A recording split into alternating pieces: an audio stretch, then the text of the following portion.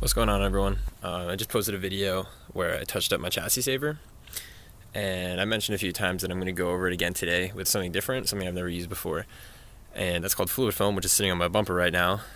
It's just it's kind of like a penetrating lubricant, but something that's a little bit thicker than something like WD-40 or PB Blast, which I usually would use.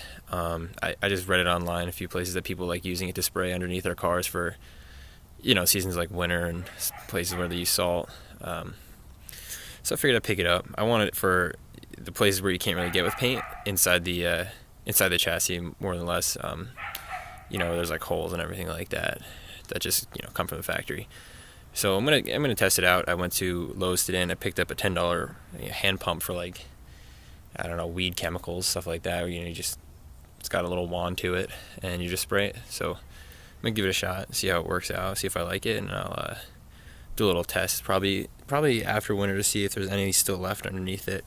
I know that they make a few different kinds, one that's like a gel, but that's a little bit more expensive, and this was like $30, so I didn't really think I could go wrong, and definitely helps with just how much I needlessly care about underneath my Jeep. Alright, here's the stuff I picked up. Obviously on the right, fluid film, and what it is kind of like a waxy penetrating oil.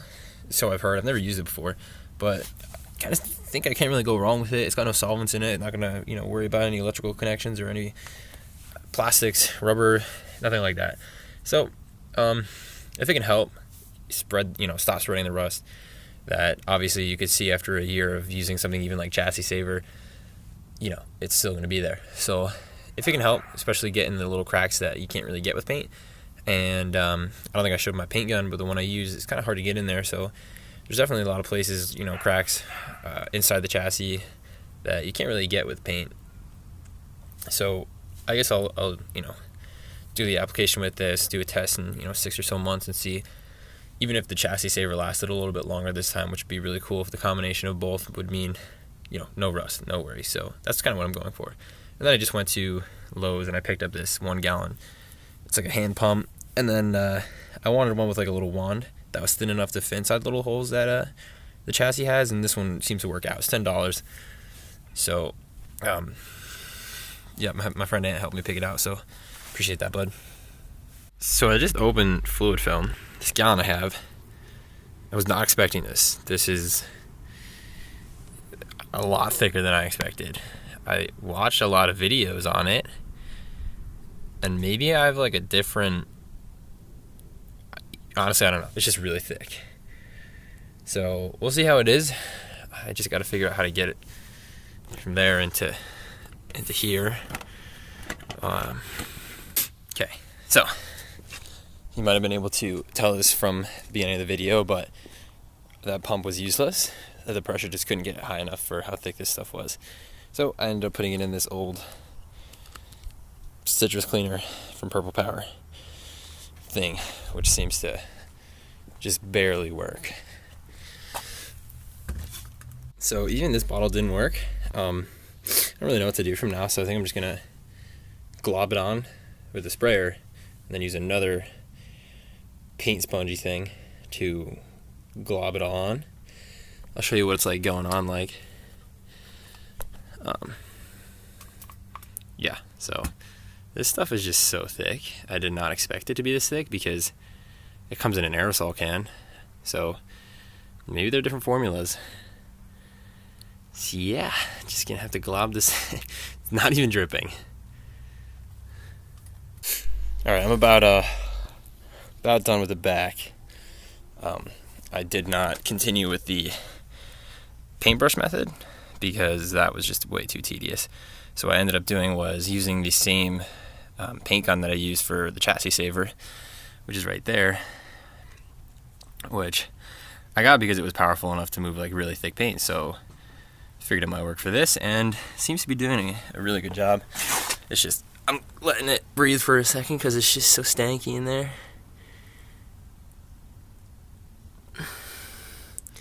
Yeah, you can see everything's like glistening. Try and get a little bit closer. It's really thick.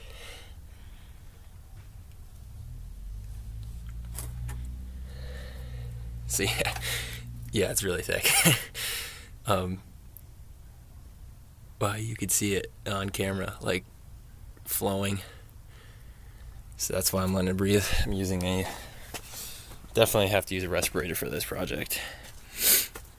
So yeah, I'm gonna get back to it, and I'll check it out when it's done.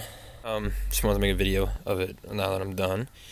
Well, I have this is a container dripping back into the can. I use about, I'm gonna say half a gallon, but I wasted a lot too. And I wasted a lot by just transferring it into different containers.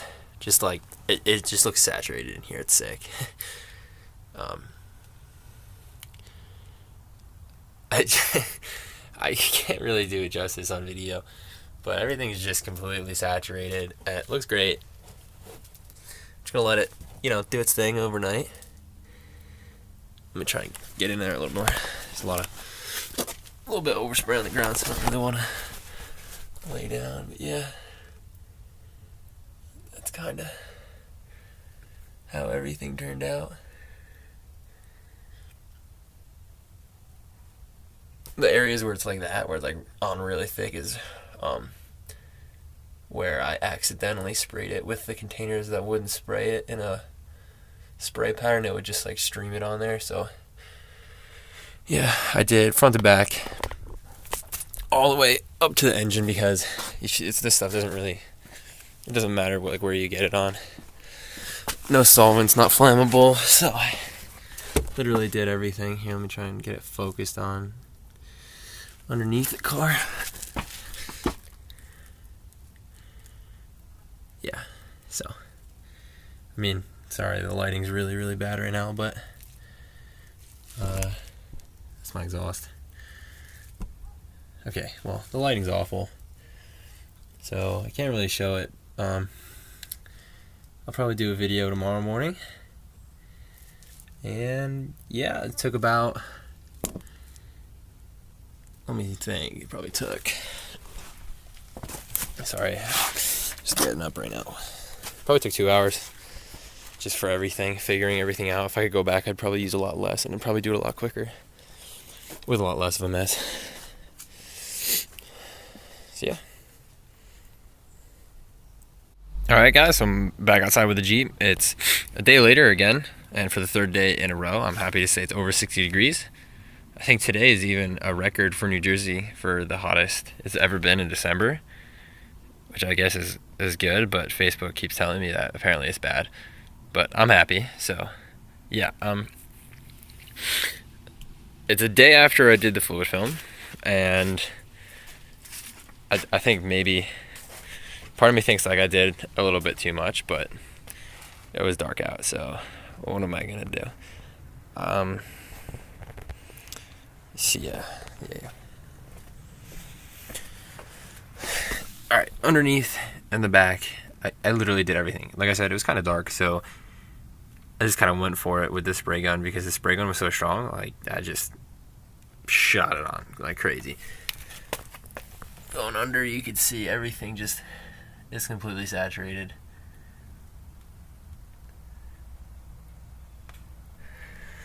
It all looks pretty good though.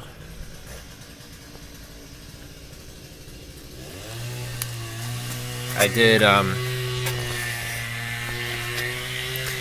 ended up not using nearly as much as I thought, so I did the wheel wells, which I think will be a good test of how well the product sticks on. And I'm also wondering how it's going to smell when I turn the car on and the exhaust burns off all this oil. Excuse me, I just burped. I'm happy I did it, because I did this pinch weld and I forgot to paint it and realized that yesterday. And if you're wondering why you should do that, this pinch weld, if you ever get too big tires, so that you don't do this, start cutting off pieces of your tire. Oh, look how bad that is. Yep. Okay. Back to the fluid film. Look at the ground. The ground is like covered in oil too. It says that it comes off by power wash, so I'm hoping that it's true to that. It's supposed to rain tomorrow, so I'll do it after it rains.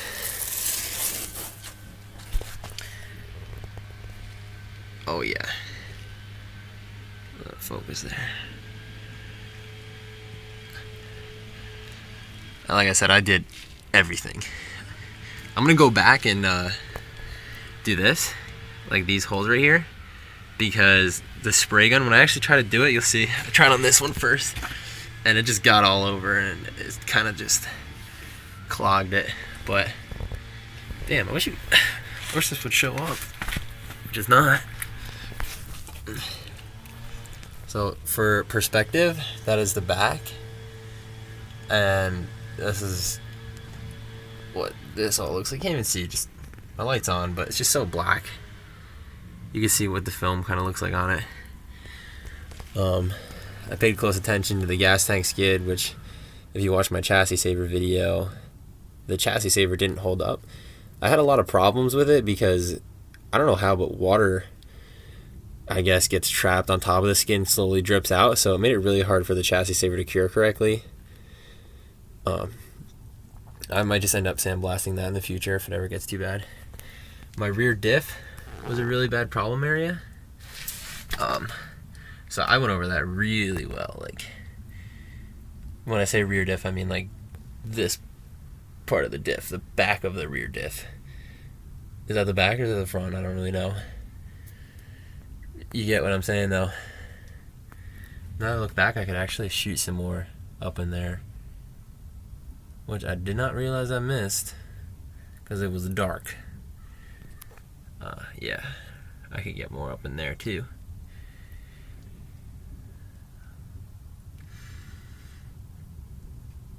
Yeah, this is kind of like what it looks like right now. Just trying to show it all. Really, I wouldn't say like skeptical about this stuff, but really interested to see how it's gonna hold up. Oh, I just hit my shirt against it. I'm glad I'm going over with the light. I could see I missed a lot of the transfer case right there. I'm gonna move up a little bit. Oops.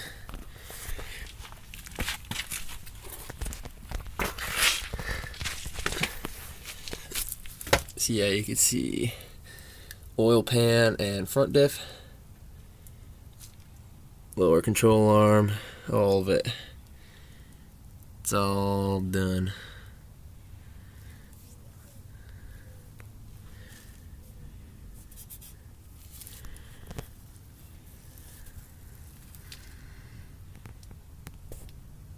Oh, filming's pretty bad, I'm sorry. It's kind of hard to do it still.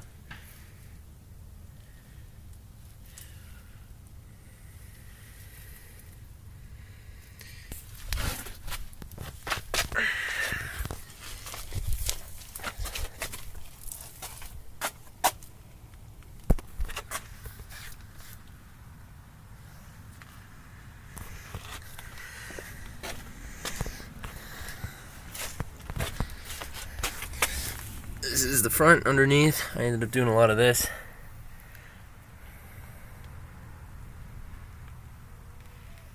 Just because, like I said, I was using a lot extra. I didn't expect to really go over all of this, but I'm kind of glad I did, so.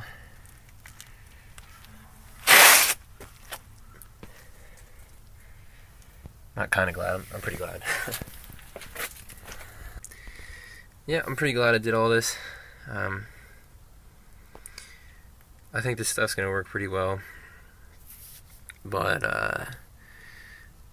it's the middle of December and there's no snow, so there's no salt, so you know, the salt would have been a real test, and when it snows, like I said, we'll test it out, and I make another video about it.